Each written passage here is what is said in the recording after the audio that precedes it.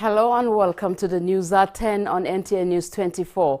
We are live in Abuja and I am Nolin Ebel Ame. First, let's take the headlines. Vice President Kashim Shettima inaugurates projects in Enugu, promises federal government support to micro, small and medium enterprises. Has the potential to produce a wide array of fashion products, from military uniforms to school and corporate wear. President Tinubu transmits tax reform bills to Senate for consideration and passage. My government's objectives are fiscal reform and economic growth by enhancing taxpayer compliance,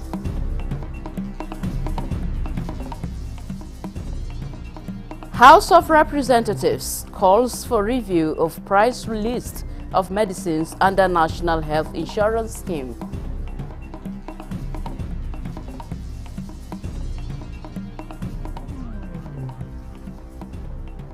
And federal government approves a scholarship program for teachers.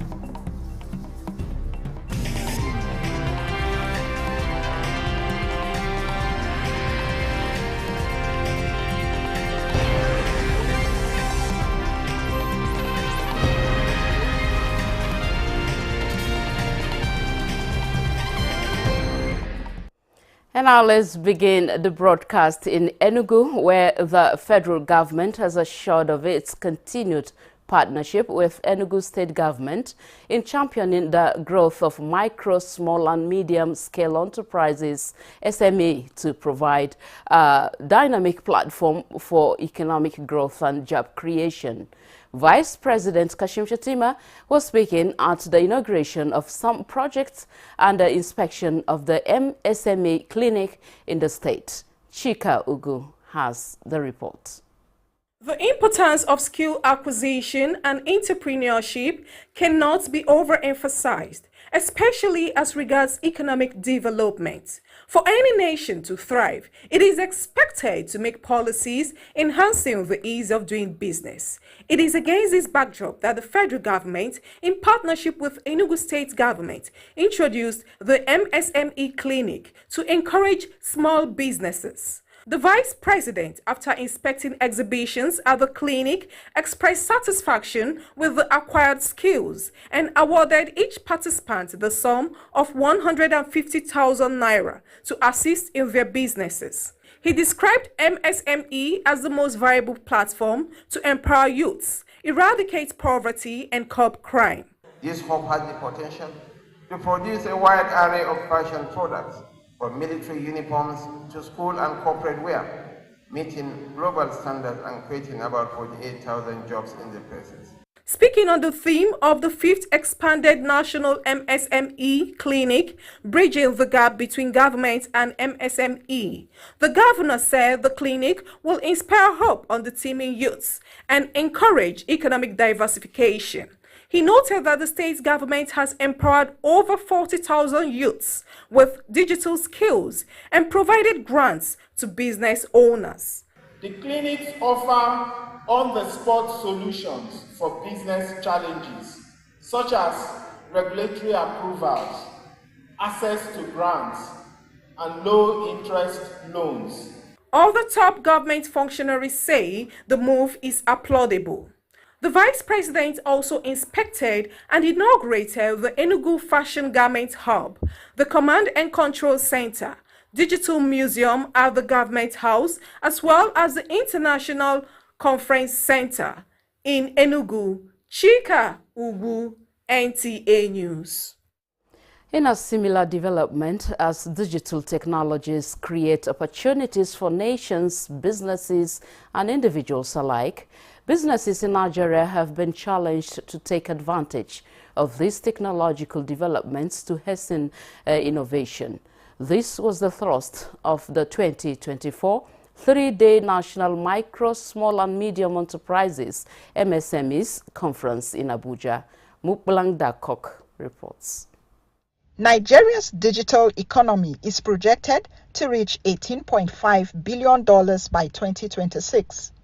To support this growth, the current administration has earmarked 250 billion naira for micro, small and medium enterprises aimed at enhancing their development and competitiveness. Secretary to the Government of the Federation, George Akume, reiterated the Tinubu administration's commitment to creating a sustainable environment for MSMEs to unlock their industrial potential. He also assures investors that Nigeria is open and ready for business. Let us commit to creating an environment where our entrepreneurs can innovate, grow, and lead the way in building a prosperous future for all Nigerians. Our role is not only to create policies that foster innovation, but to protect it and also ensure that the digital economy is inclusive, equitable, and sustainable. The Small and Medium Enterprises Development Agency, SMEDAN,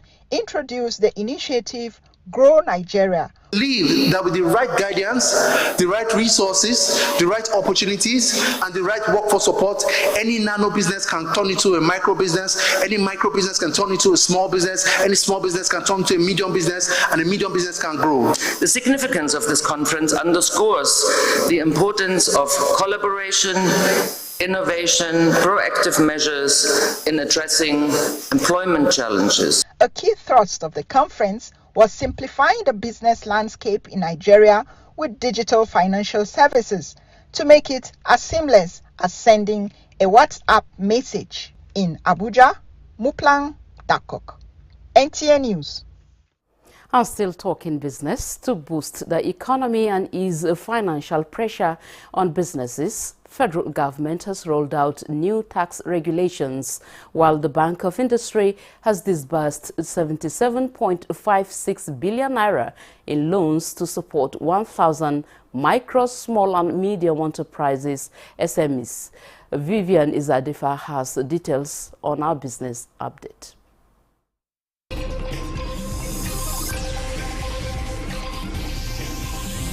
The federal government has introduced a deduction of tax at source policy signed by Finance Minister Wale Edu to ease tax burden on manufacturers and small businesses.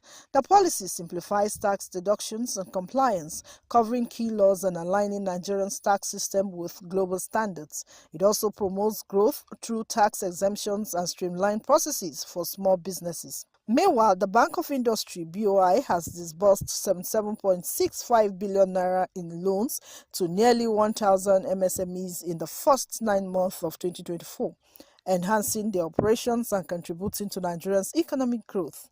BOI's managing director disclosed this at the 2024 BOI Annual Public Lecture in Abuja. Theme: Creating Impacts. The role of MSME supports in alleviating poverty and food insecurity. The disbursement is part of broader efforts to address limited access to finance and infrastructure, key to reducing poverty and ensuring food security. With business, Vivian Izadifi.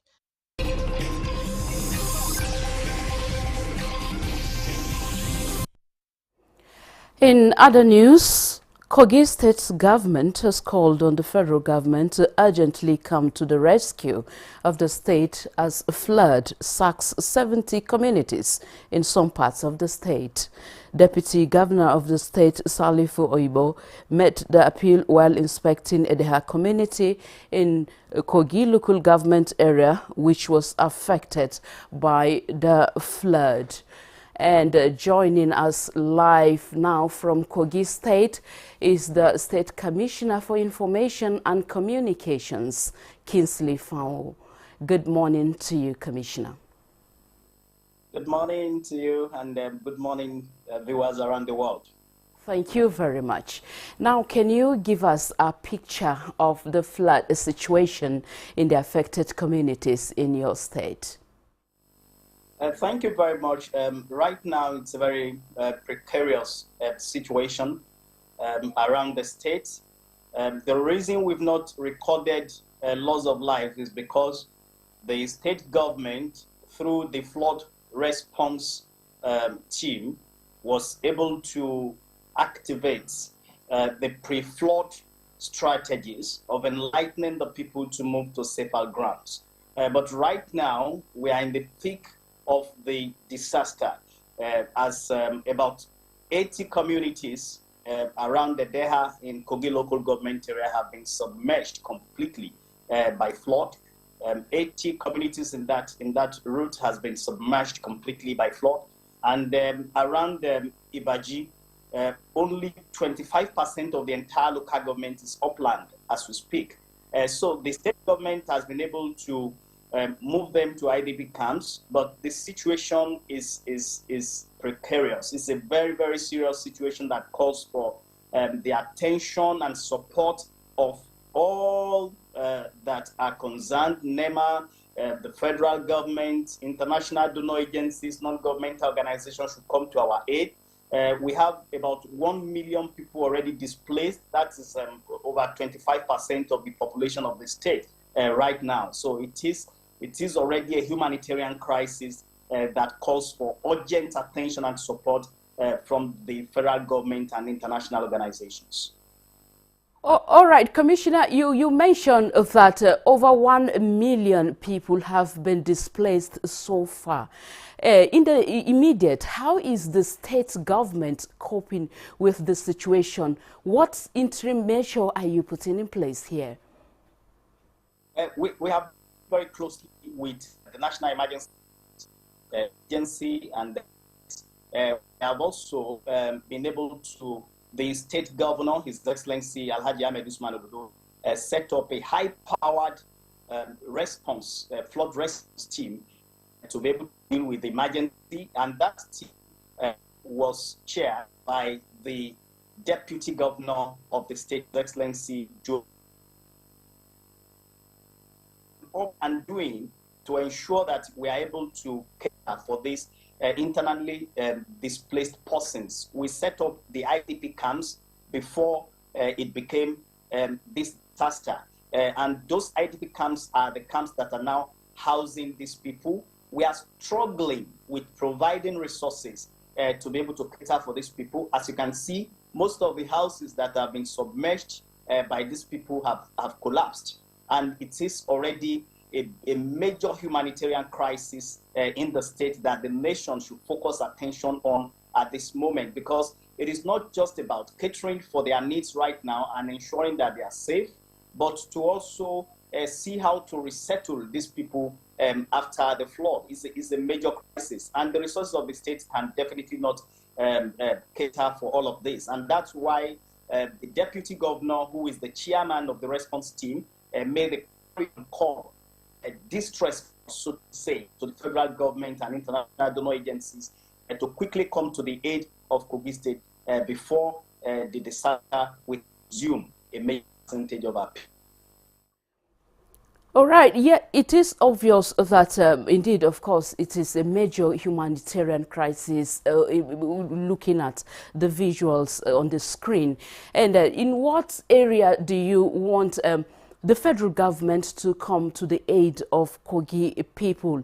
And of course, you have mentioned, you have beckoned on the international community. But before that, how can the federal government come into the picture? Thank you very much. There are a lot of needs. If you look at this picture, this visual showing you some health facilities have been submerged and destroyed by the flood.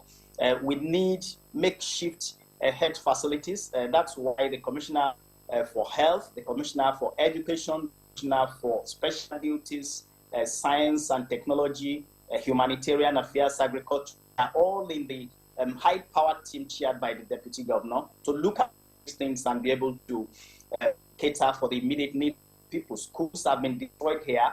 It means that the destiny of the little children staying here cannot wait. So we want the federal government to be able to assist in providing this makeshift school, makeshift health facilities. Feeding 1 million people 3 times is not going to be easy.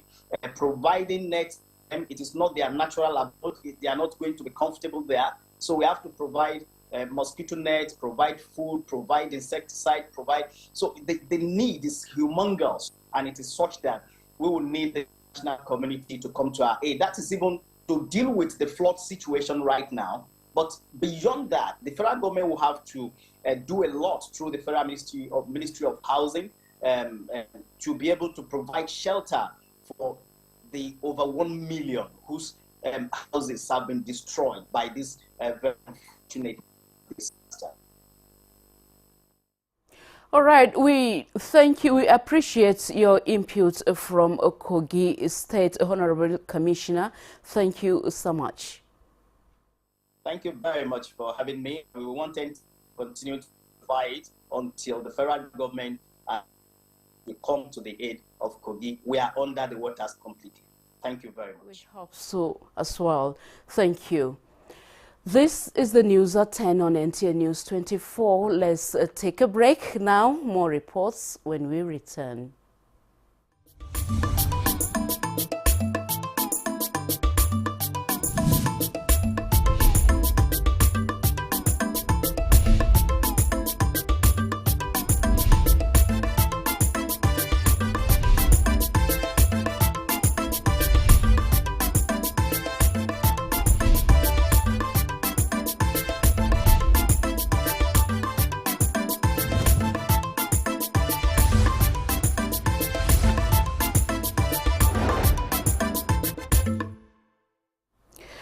Thank you for staying with us on the news at 10 on Nta News 24 and still talking on natural phenomenon.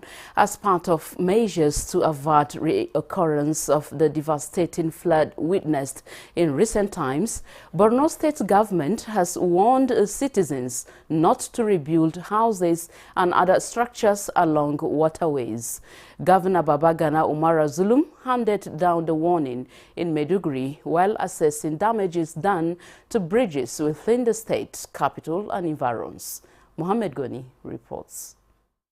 Governor Zulum, alongside the State Commissioner for Works, inspected bridges within Maiduguri and environs affected by the recent flood with a view to ascertaining the extent of damage done to the structures. Governor Babagana Umara Zulum expressed concern over the level of devastation done to the bridges, saying though the flood was as a result of the collapse of Alo Dam, the magnitude of damage done was due to building of illegal structures on waterways. But people decided to violate all rules and regulations that were established in construction of houses and other buildings. We shall very soon constitute a committee.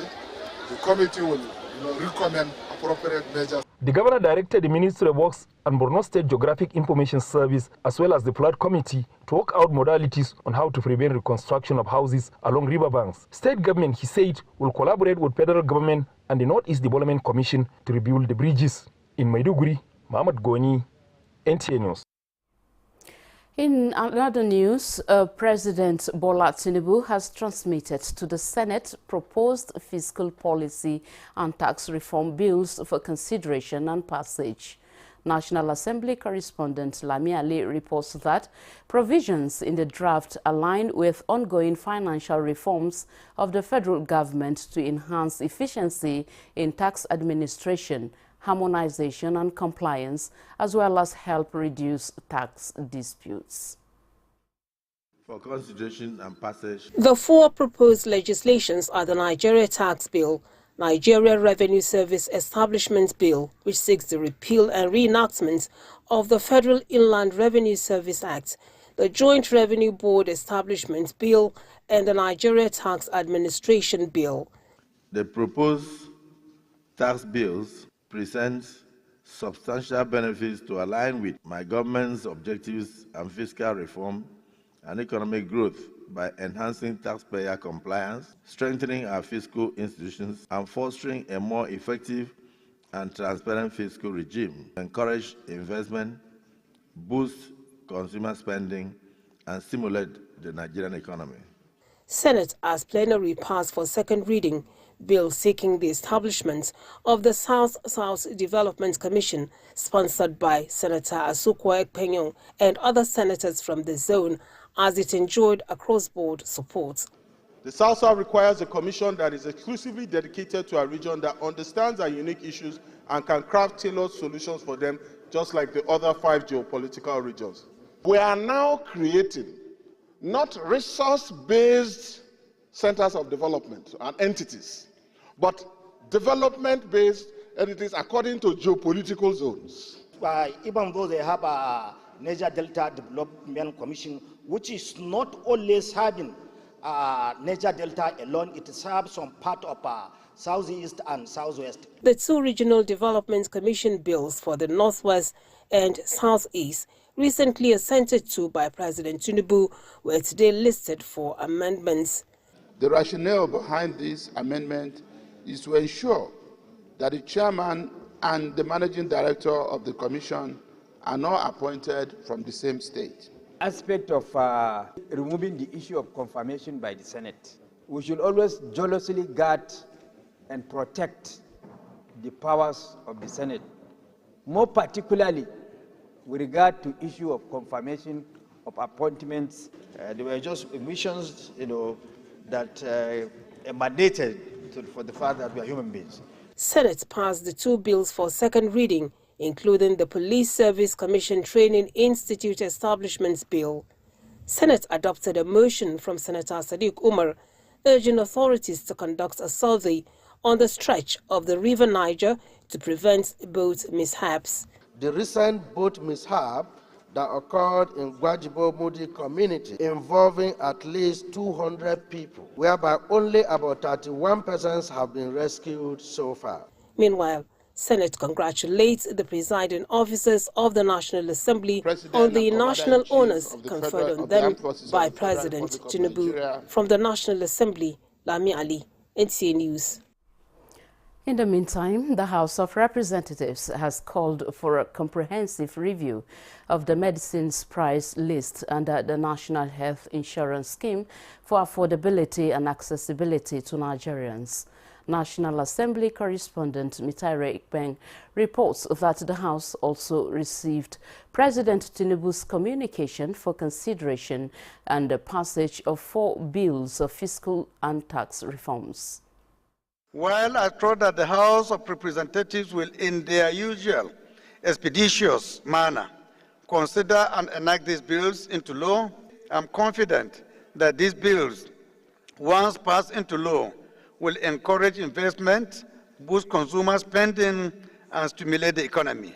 The House at the Committee on Supply considered and approved reimbursement of 9.5 billion naira and 15.1 billion naira to Nasarawa and Kebbi state governments for the federal government to take over airports in the 2 states under a promissory note program. In other resolutions, lawmakers draw attention to the escalating cost of pharmaceutical products in the country.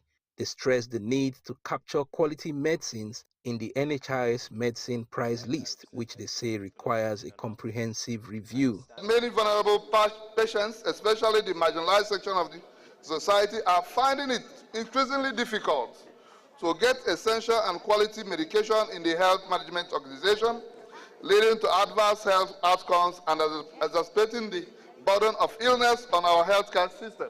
A bill seeking the establishment of the Nigeria Surrogacy Regulatory Commission scaled second reading. There's a black market or underground industry for it, and in other cases, couples are going outside the country exposed to other unfair conditions to have it done. The House advocates speedy trial of persons in prolonged detention in line with fundamental principles of fair hearing. To urge the Attorney General and Minister of Justice to review cases where individuals have been held in pre-trial detention for an extended period and take necessary steps to expedite their trials. The House has also mandated its Committee on Sports to institute a probe of the poor performance of Team Nigeria at the Paris Olympics. 2024 Paris Olympics Games came to a close with Team Nigeria returning disgracefully without a single medal, in spite of the enormous investment and preparation for the actual event. Plenary is adjourned to Tuesday, 8th of October 2024. From the National Assembly, Nta News24, Nta News. And elsewhere, the role of the media in shaping the political and economic landscape has again been emphasized. This was at the inaugural lecture by News Agency of Nigeria, NAN, held at the Army Resource Center, Abuja, wherein the federal government reiterated its commitment to securing the territorial integrity of Nigeria, as well as sustaining collaborations with relevant agencies in curbing trans-border crime in the Sahel. Nta Daniels reports. With over 3,000 incidences of insurgency recorded in the Sahel in 2023 alone, the news agency of Nigeria, NAN, has thought it wise to make some noise, one intended to harness opinions to nip the ugly trend in the bud. In an inaugural lecture titled Insecurity in the Sahel, 2008 to 2024, dissecting Nigeria's challenges, genesis, impacts and options, stakeholders identify some of the causal factors of insecurity in the Sahel and called for multi-conventional means of eradicating banditry, terrorism and trafficking within the sub-region. In fact, the evolution of this challenge, even the definition of Sahelian countries, was informed by Nigeria's support for regionalism. President Bola Tinubu, represented by his security advisor, Malam Nuhu Ribadu, stated his administration's resolve to work tirelessly to protect its territorial borders. What is going to happen? Nigeria will be, inshallah, will be protected. Nigeria will be fixed. Nigeria will be better. Guest speaker, Dr. Mohammed Ibn Chambers, African Union Chief Mediator on Sudan, bringing his experience as lead panelist in the Security Summit to bear, identified youth restiveness, unemployment and climate change, among others, as causal factors that need to be rooted out through collective, kinetic and non-kinetic means. He recognized Nigeria's efforts at bringing sanity to the Sahel, including engaging in joint multilateral task force operations, and called for sustainability. Also, that a region, just like the Sahel, including up to Nigeria and other countries that I mentioned, so rich in natural and human resources, yet is bogged down by conflict that we are unable to realize, to harness. Has come because we're not just talking about security in Nigeria, we're talking about the whole of sub-Sahel. I mean, the crisis of Libya spilled over into Nigeria. So we have all sorts of guns we have never seen in our lives, RPGs, all kinds of AK-49s and all sorts. The lecture was chaired by former head of state Abdul Salami Abubakar and hosted by Minister for Information and National Orientation Mohammed Idris. In Abuja, Nta Daniels, Nta News. If you just joined us, this is the news at 10 on Nta News 24. Let's pause here for another break. Stay with us.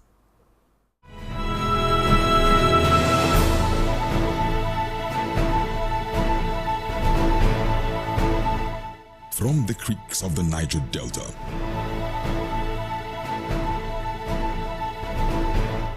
to the breathtaking scenery of the plateau, in noonday and nighttime, we set out to bring to you captivating stories that evoke your emotions. For fascinating documentaries and reports on day-to-day issues with expert analysis, tune in to NTA News 24, DSTV Channel 419, GoTV Channel 26, StarTimes Channel 101 and 433, and Free TV Channel 703.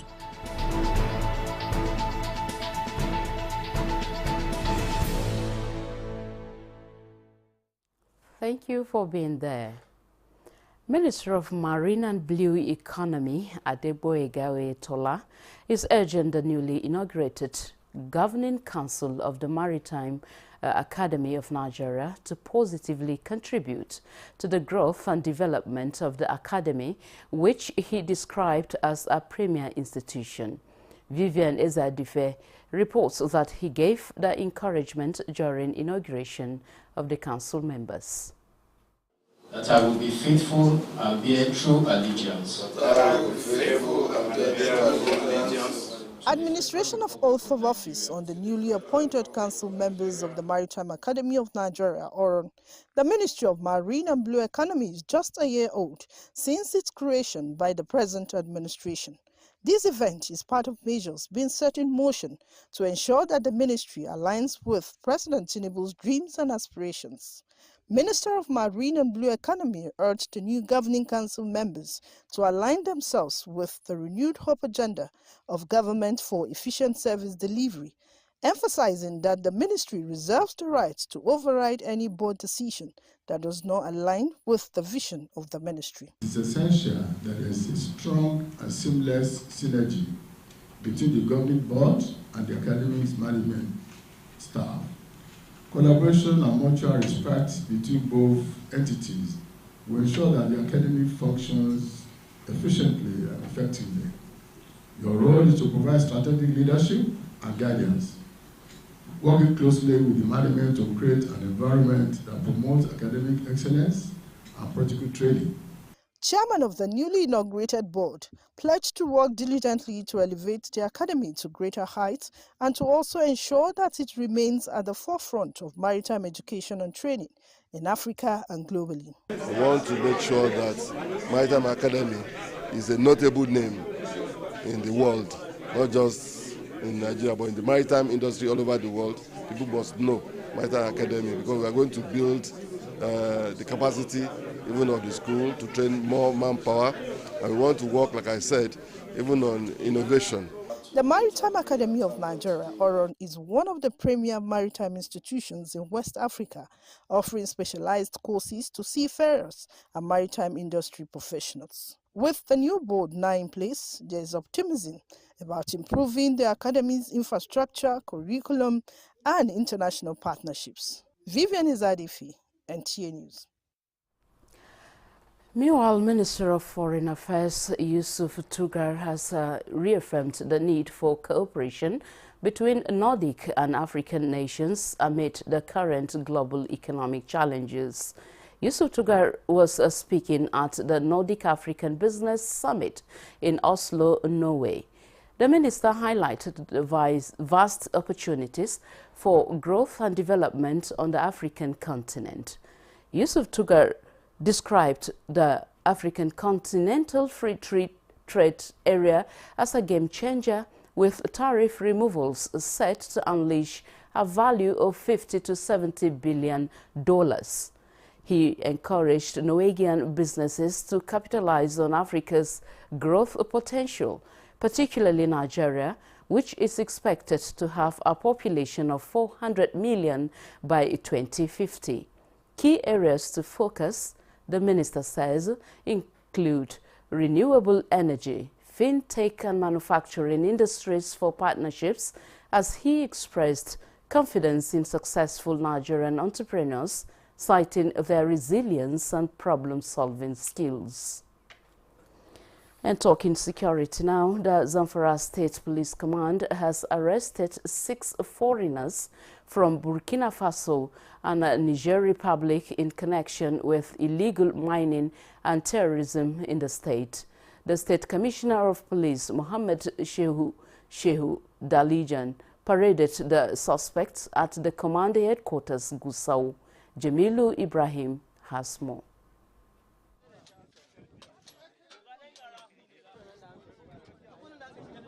The federal government has since in 2019 placed an embargo on mining activities in all parts of Zamfara state as part of measures to address the prevailing security challenges in the state, which are often linked to gold mining. Though the ban is still enforced, the mining activities seem to have continued unabated in some parts of the state. This is the latest arrest of the suspected illegal miners, numbering 13, by the operatives of the Zamfara State Police Command. 3 of the suspects, who are from Burkina Faso, were arrested in Anka local government area of the state, where the mining site of the recently killed bandit kingpin Halilu Sububu is said to be located. We are trying to find out where they kept their arms, because we believe they are fully armed. They have taken over the mining pits led by late Halilu Buzu. We want to find out their relationship, how they came and entered into that bush and remained there doing mining and nothing has happened to them. Exhibits recovered from the suspects are some dangerous chemicals used in extracting gold.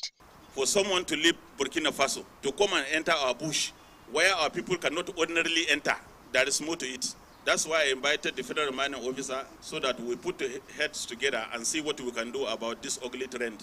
Others are 10 illegal miners arrested in Talata Mafra local government area of the state with many bags of mineral processing chemicals. Also paraded are 3 other foreigners from the Niger Republic arrested with 3 locally fabricated AK-47 rifles and an AK-47 ammunition. CP Dalijan reiterates the commitment of the Zamfara State Police Command to ensuring that the federal government's subsystem ban on mining activities in all parts of the state is fully enforced. In Gusau, Jamilu Ibrahim, NTA News. I'm talking election now. The national leadership of the Inter-Party Advisory Council has appealed to politicians in Rivers State to desist from continued use of conflicting judgments from the court to frustrate the upcoming October 5 Rivers State local government election. IPAC National Chairman Yusuf Dantale at a media briefing in Abuja said elections cannot be stopped by judicial fiat in favor or against political actors. Timothy Yusuf reports. There have been conflicting court orders in support and against the local government election in Rivers State, with politicians procuring court orders that may likely subvert the nation's democracy. IPAC believes that if this precedent is allowed, elections in Nigeria may be defeated. It is time for Nigerians to stand on the side of sustainable democracy. It is time to deepen democracy at all levels of government. Therefore, political parties in Nigeria will participate in the Rivers local government election on Saturday on the 5th of October 2024. It is our civil right.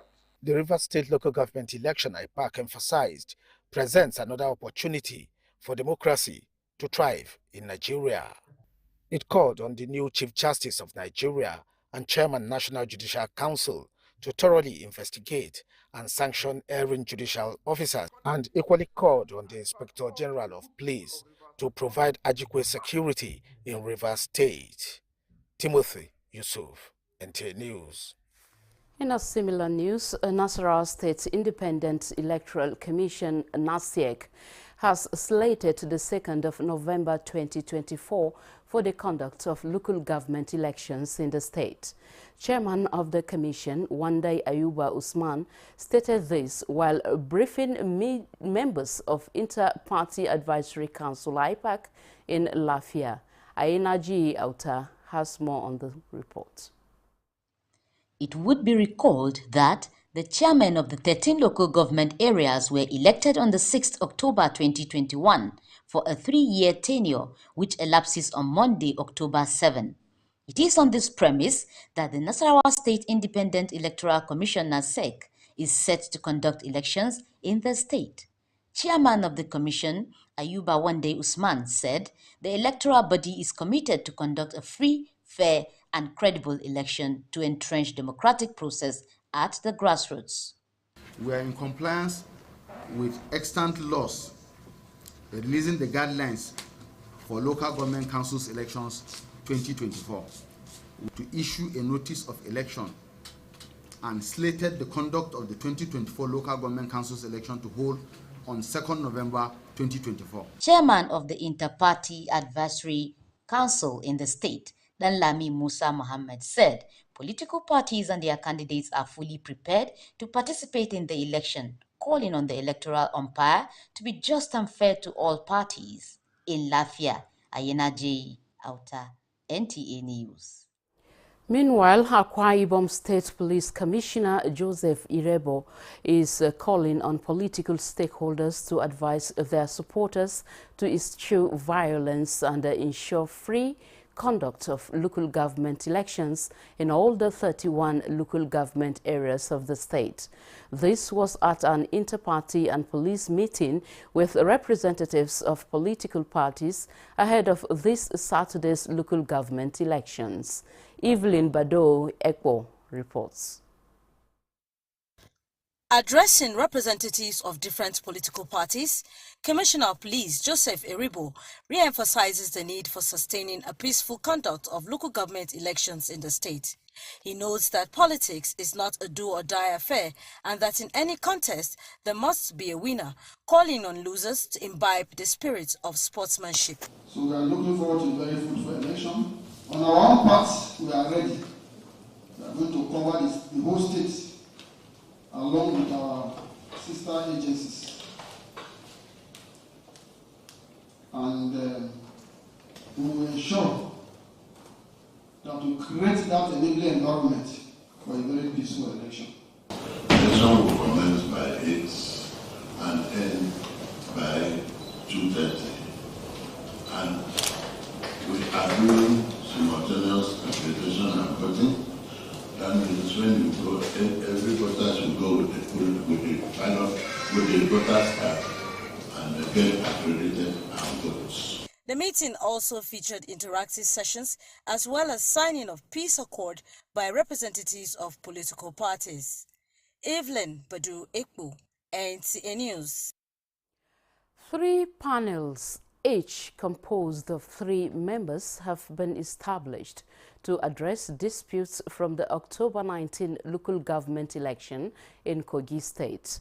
The inauguration took place at the High Court of Justice headquarters in Lokoja, with a call on members not to betray the confidence placed in them.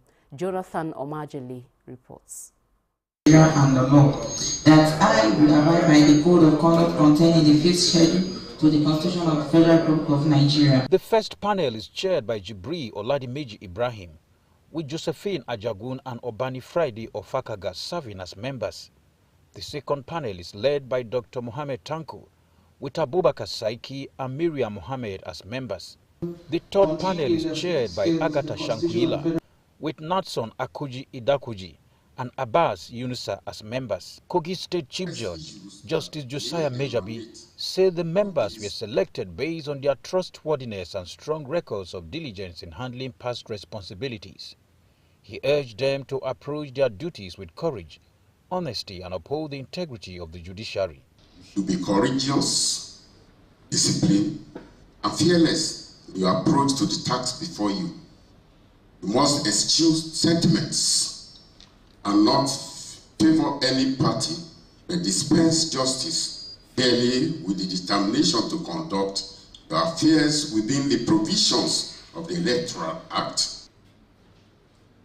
It's a trust that, as my Lord said, that it is only God and our integrity that can lead us out.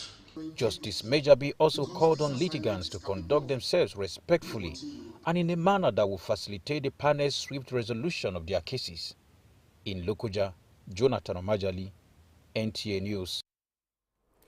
Meanwhile, the Federal High Court sitting in Abuja has given an order prohibiting the Directorate of Road Traffic Service, also known as the Vehicle Inspection Office, VIO, from stopping vehicles on the road, impounding or confiscating them, and imposing fines on motorists.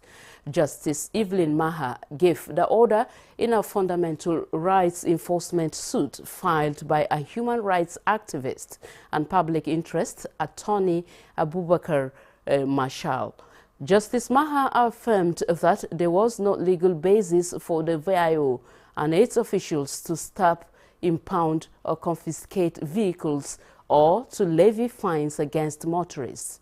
The order also extends to the Director of Road Transport, the Area Commander in Jabi, and the Team Leader in Jabi, with the Minister of the Federal Capital Territory. Justice Maha stated the actions of the first to fourth respondents under the control of the FCT Minister are not empowered by any law or state to stop, impound or confiscate the vehicles or motorists or impose fines on them. End of quote. Additionally, the court issued a restraining order against the respondents, preventing them and their agents from impounding or confiscating vehicles or imposing fines, labeling such actions as wrongful, oppressive, and unlawful.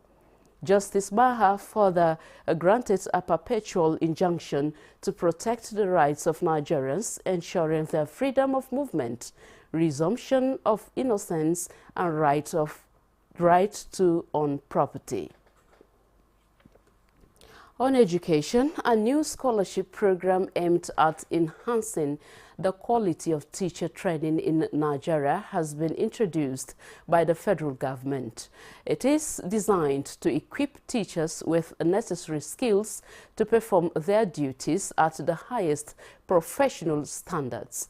As reported by Zenred Dingmun during the ministerial media briefing held in celebration of this year's World Teachers' Day, the program highlights the government's commitment to improve teacher welfare and development.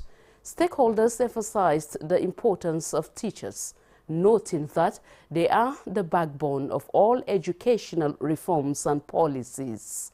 This year's World Teachers' Day has the theme, Valuing Teachers' Voices towards a new social contract for education, focuses on addressing the challenges facing the teaching profession. Stakeholders continued to advocate for expanded training opportunities and improved support for teachers. Teachers' welfare remains a priority for employers of labor, despite the economic and insecurity challenges in Nigeria. Key areas being addressed include enhanced teacher training, strengthening foundational learning skills, improving performance monitoring and evaluation, fostering partnerships and coordination, and creating community learning hubs. Safeguarding policies for teachers are also a central focus. Education policies and effective implementation of the policies and reforms is very, very key. Ultimately, the goal is to ensure the delivery of high-quality education that secures not only the future of Nigeria's students, but the future of the nation itself. President Bola Tinubu has sent condolences to the government and people of Niger State over a boat accident which occurred Tuesday night at Mokwa local government area. The boat, which was said to be carrying about 300 people, primarily women and children, was sailing on the Bajigbo River from the Mundi community when it capsized. Well, at least 150 people were rescued from the scene. 25 bodies have so far been recovered. In a statement by Special Advisor to the President's Information and Strategy, Bayo Onanuga, President Tinubu commiserates with the families of the victims and prays for the repose of the souls of the deceased. The President directs the National Inland Waterways Authority, NIWA, to investigate the spate of boat accidents in Niger State and across the country and devise modalities to check the trend. President Tinubu thanked emergency workers and local divers who were working to find the remaining people. This is the news at 10 on Nta News 24. Let's take a quick look at the major news highlights. Vice President Kashim Shettima inaugurates projects in Enugu, promises federal government support to micro, small and medium enterprises. Has the potential to produce a wide array of fashion products, from military uniforms to school and corporate wear. President Tinubu transmits tax reform bills to Senate for consideration and passage. My government's objectives and fiscal reform and economic growth by enhancing taxpayer compliance,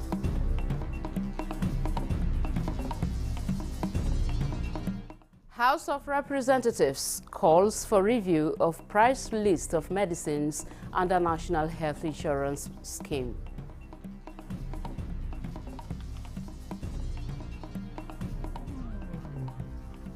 Federal government approves a scholarship program for teachers.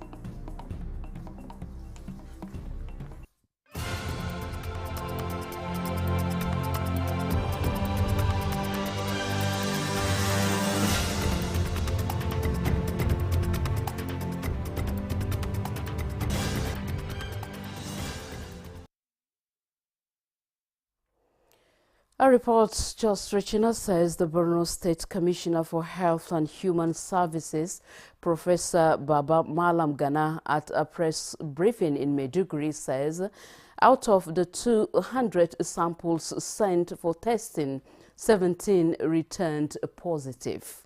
Professor Baba Malam Gana attributes the outbreak to the recent flood disaster that ravaged parts of the state, with Jere, Mafa, Konduga, Dikwa, and MMC local government areas making up the 17 confirmed cases. Although no death has been recorded, the state government has therefore declared immediate response to control the outbreak of cholera, as partners and humanitarian agencies like the WHO, MSF, have put in place facilities to handle suspected cases of cholera. The commissioner also noted that about 400,000 vaccines have been made available. Now, efforts to revamp Nigeria's emergency services are underway.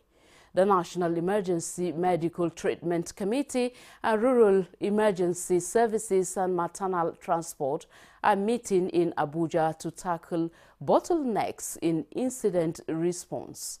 Oluseyi Gabo reports that the goal is to reduce alarming maternal and child mortality rates. Nigeria ranks third highest in maternal mortality worldwide, according to UNFPA. Complications from pregnancy and labor remain the leading cause, despite ongoing challenges in pre-hospital and healthcare delivery. The country's health system leaders have been addressing these issues.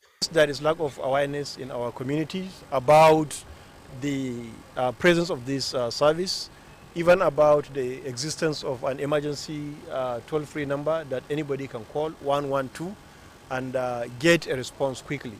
Also, there are gaps we have not yet reached all of the states in the country. We are in 16 states, and we are hoping to expand this exponentially. Engage these challenges and see that we build a very strong and resilient national emergency medical treatment system through the NIMSAS, to see that every life is saved. And in this process, we are going to strengthen our referral systems as very well. At these engagement, existing health programs at national and sub-national levels were scrutinized, particularly the Basic Healthcare Provision Fund, BHCPF, to ensure effective implementation. You have seen the presentation made by Yobe State government. Yobe State, you see the number of lives so far they have saved. Almost 1,000 lives were saved in the sun, with a minimum of only 1.5% mortality recorded, which is a very significant effort that can be that will change the narrative as a whole. Imagine now all 36 states are actually operational, working, and every year they are saving within a year 1,000 lives. So how many lives are we going to save? The bottom line for us here is that these new initiatives would help to stem the tide of Nigerians who die because of late health intervention. Resolutions from the meeting focused on steering Nigeria's health sector, especially emergency response, in a better direction to have the desired impact on all people. In Abuja, Oluseyi Adiagbo, Nta News. And that concludes the news at 10 on Nta News 24. Thank you for watching. I am Nolene Ebel Ame. See you at the top of the hour for the news update at 11.